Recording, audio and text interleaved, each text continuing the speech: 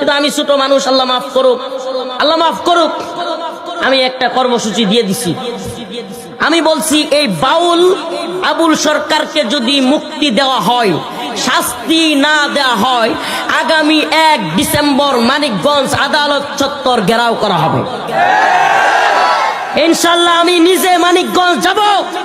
মানিকগঞ্জ আদালত চত্বরে মানিকগঞ্জের জনগণকে লাইভে এসে বলেছি আপনারা উপস্থিত থাকবেন।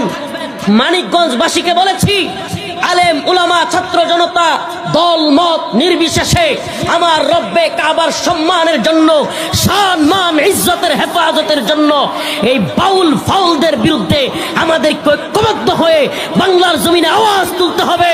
বাংলার জমিন নাস্তিকদের জন্য না, বাংলার জমিন শায়তানদের জন্য না, বাংলার জমিন মুরতাদদের জন্য না।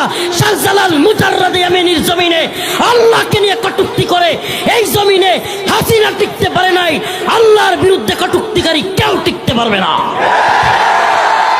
আল্লাহর জমিনে বাস করি, মিয়া আল্লাহর এই যদি কটূক্তি করে, চিন্তা করছেন কোন সময়? আস্তাগফিরুল্লাহ, আমার রবকে যদি এই সমস্ত কথা বলে, তাইলে এই জমিনে থাইকা লাভটা কি? কথা বলেন না? এই এত এত মাহফিল, এত এত ওয়াজ, এত এত মাদ্রাসা, এত এত দাওরা হাদিস, হাফেজ, মুফতি, কি হবে আমাদের? আমার রবকে নিয়ে যদি কেউ কটূক্তি করে, আমার আল্লাহকে নিয়ে যদি আল্লাহর নাউজুবিল্লাহ, আল্লাহ পাক কি মানুষ রে বেটা, তুই যে এইভাবে আল্লাহর এই সমস্ত কথাবার্তা বলছিস? আল্লাহ পাক কি মানুষ যে আল্লাহর এটা নাই ওইটা নাই, বা আল্লাহর এটা ওইটা বুঝি না, নাউজুবিল্লাহ। এই সমস্ত কথা বলবার পরেও এই বদমাশের পক্ষেও নাকি কোন নেতা আবার কোন দল সাপোর্ট করে। কুল্লু নাফসিন যায়িকাতুল মাউত, প্রত্যেক প্রাণীর মৃত্যুর স্বাদ গ্রহণ করতে হবে। এই পৃথিবী থেকে আমরা থাকার জন্য আসছি, বলেন? আমাদের চলে যেতে হবে।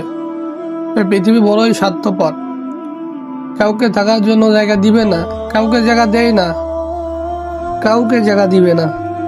এই পৃথিবীতে কত বড় বড় ক্ষমতাওয়ালারা ছিল, কত টাকাওয়ালারা ছিল,